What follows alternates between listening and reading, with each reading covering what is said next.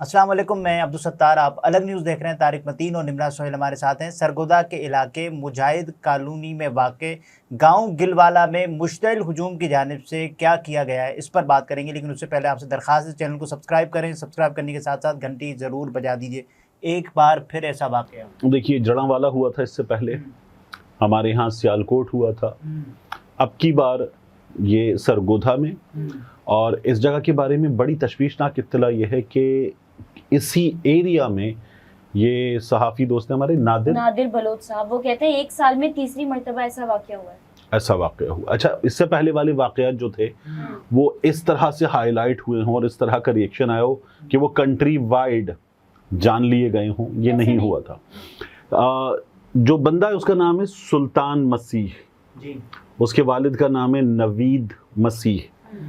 الزام یہ ہے کہ اس نے نعوذ باللہ قرآن پاک کا نسخہ نظر آتش کیا ہے۔ اب ہمارے دوست ہیں مقامی صحافی، ان سے میں نے معلوم کیا سرگودا سے، کامران صاحب جو ہیں انہوں نے جو انفارمیشن دی ہے، اب چونکہ یہ ایک مقامی بڑے ویل پلیسڈ بڑے سینئر رپورٹر کی دی ہوئی خبر ہے، اچھے صحافی کی، تو وہ یہ کہتے ہیں کہ یہ جو الزام ہے نا کہ اس نے قرآن پاک نظر آتش کیا ہے، یہ الزام وہاں موجود چیزوں کو اور حالات کو دیکھ کر ٹھیک نہیں لگ رہا۔ اچھا، یہ بھی ہے کہ ہاں وہ کہتے ہیں کہ کنفرم نہیں ہے ابھی تک۔ وہ یہ کہتے ہیں کہ الزام یہ ہے کہ قرآن پاک کا نسخہ نظر آتش کیا ہے۔ ہم نے جو دیکھا ہے اس کے مطابق کچھ صفحے ہیں، اوراق ہیں، ٹھیک ہے۔ اب یہ اوراق بھی الزام ہے کہ یہ سلطان مسیح نے نظر آتش کیے ہیں۔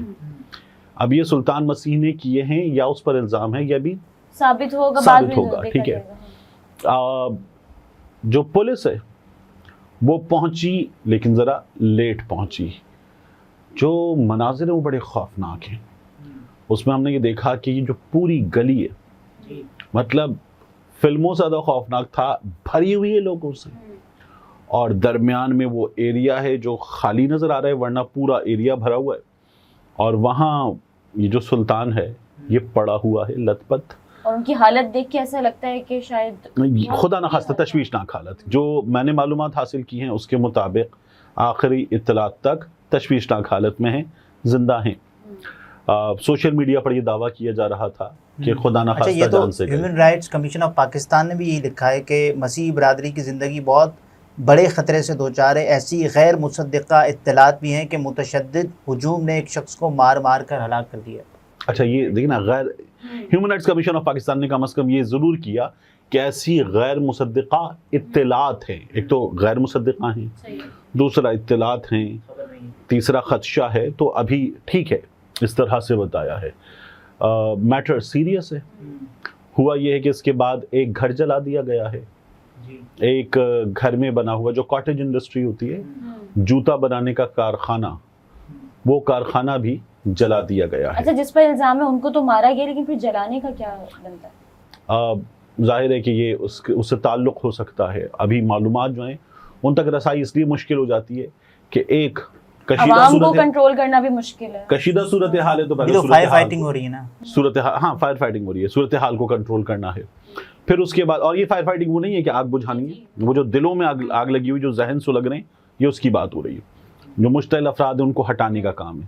اور پھر اس کے بعد ساتھ میں جو پولیس ہے وہ لیٹ بھی پہنچی، اور لیٹ پہنچنے کے بعد پولیس کو پہلے سچویشن کنٹرول کرنی ہے، انفارمیشن گیدرنگ، انفارمیشن ڈیلیوری کا کام پھر اس کے بعد آئے گا جب تمام چیزیں چیک ہوں گی۔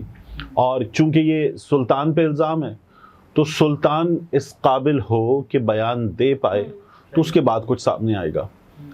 ایک بات جو کی گئی کہ نعوذ باللہ قرآن پاک کا نسخہ نظر آتش کیا گیا ہے، وہ بات ہمیں دستیاب شواہد سے، فوٹیجز سے، تمام چیزوں سے ابھی تک نظر نہیں آتی۔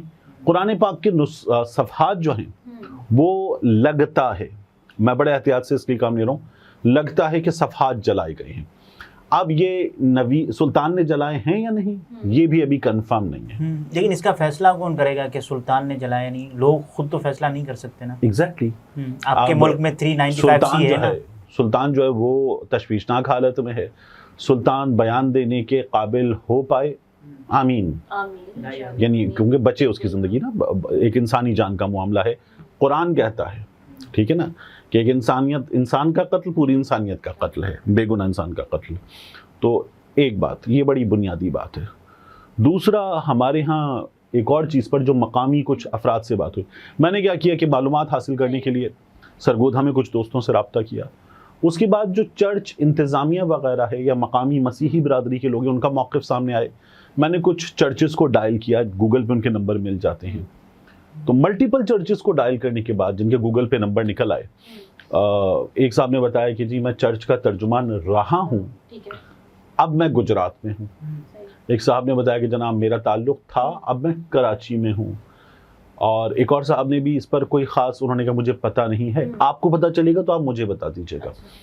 مجھے ایک اور چیز نظر آئی کہ ہمارے ہاں جو کشیدہ حالات کے بعد ہوتا ہے, لوگوں کا ڈر کا, خوف کا عالم, احتیاط کا عالم, اس میں لوگ بات کرنے سے ذرا گریز کرتے ہیں. تو یہ بھی کوئی بہت اچھی چیز نہیں ہے کہ لوگ اتنا بڑا واقعہ ہو جانے کے بعد بنیادی معلومات دینے سے گریز کر رہے ہو. یہ کوئی بہت اچھی چیز نہیں ہے. یہ ہمارے بحیثیت معاشرہ ہمارے رویے پر بہت بڑا سوال ہے. ہم ٹالرنٹ نہیں رہے. بالکل. تو یہ بھی ایک پاسبلٹی ہو سکتی ہے کہ کوئی ذاتی دشمنی ہو یا کچھ. دیکھیے, اس سے پہلے ایسے واقعات میں ہمارے سامنے ایسی چیزیں ہوئی ہیں. اب اس کو دیکھنا پڑے گا. ایک اینگل اور مجھے اس کا دیکھتے ہوں, مجھے اس پر بات کرنی ہے. جب جڑاوالا کا سانحہ ہوا تو جڑاوالا کا سانحہ ہو جانے کے بعد ہم نے دیکھا کہ اس وقت کے سینئر پیونی جج, آج کے چیف جسٹس مسٹر جسٹس قاضی فائز عیسیٰ صاحب جو ہیں, وہ فوری طور پر گئے تھے جڑاوالا.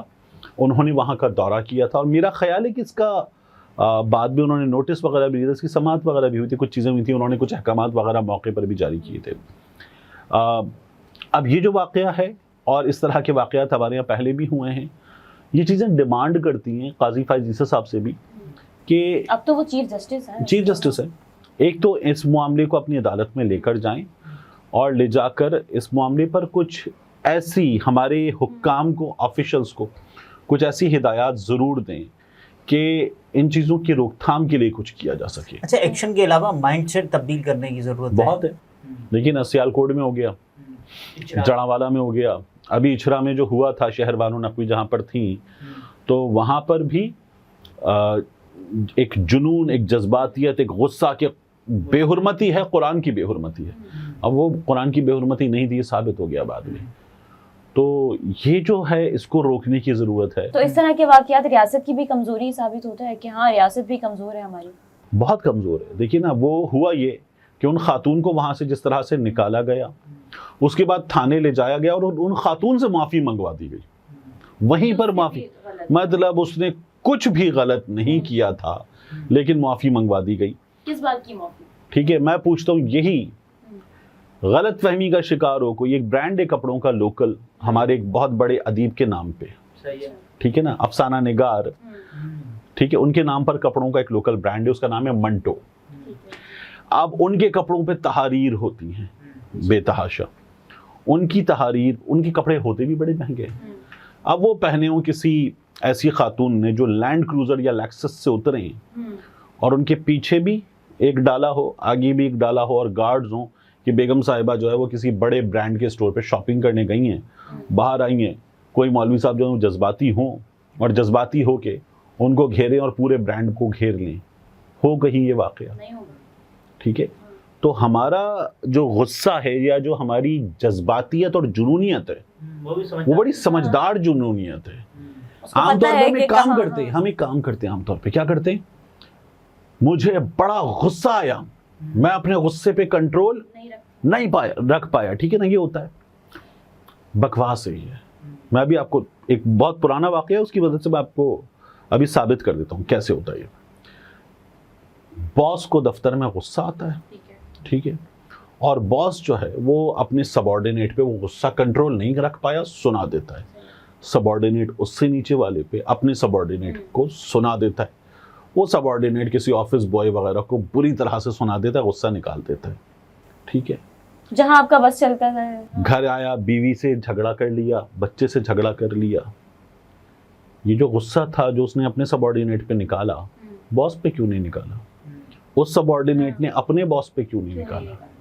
سمجھدار ہیں ہم لوگ, ٹھیک ہے نا. ہم جب دیکھتے ہیں نا, موٹر سائیکل والا ہے سامنے, ایک کار والا جب دیکھتا ہے تو اترتا کہتا ہے تیری اور جب وہ دیکھتا ہے کہ سامنے ایک ویگو ڈالا ہے تو کہتا ہے یار آپ کیا کر رہے ہیں, ایک جانب ہوتا تیری اور دوسرا ہوتا یار آپ کیا کر رہے ہیں. تو ہمارا غصہ, ہماری جنونیت, سب کچھ بہت سمجھدار ہے. وہی جو لینڈ کروزر سے خاتون اترے گی نا, لیکسس سے اترے گی, آڈی سے اترے گی. اچھا, اسی وجہ سے عربی حروف تہجی والا لباس جب بشرا انصاری نے رمضان ٹرانسمیشن میں پہنا تھا, انہوں نے کہا لوگوں کو اویئر کرنے کی ضرورت ہے کہ لوگ اس پہ مشتعل نہ ہوں. تو خیر یہ واقعی بہت ضرورت ہے, لیکن افسوسناک ایک چیز ہے. اچھا, اس پہ علماء کرام کی کیا ذمہ داری ہے وہ بتائیں نا لوگوں کو. میں اسی طرف آ رہا تھا نا. ہمارے ہاں یہ جو ہے نا لوگوں کو تحمل سکھانا, قانون پر عمل کرنا سکھانا.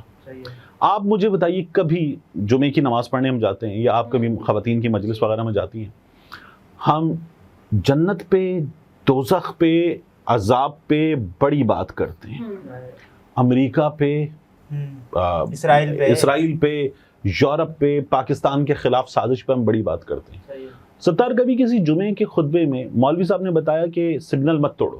نہیں, یاد نہیں آیا. ٹھیک ہے نا. کبھی مولوی صاحب نے کسی جمعے کے خطبے میں بتایا کہ بینک میں بل بھرنے کے لیے لائن میں کھڑے ہو, لائن جمپ مت کرو؟ نہیں. جب آپ بنیادی بیسک چیزیں بتائیں گے نا تو ٹالرنٹ بنائیں گے آپ.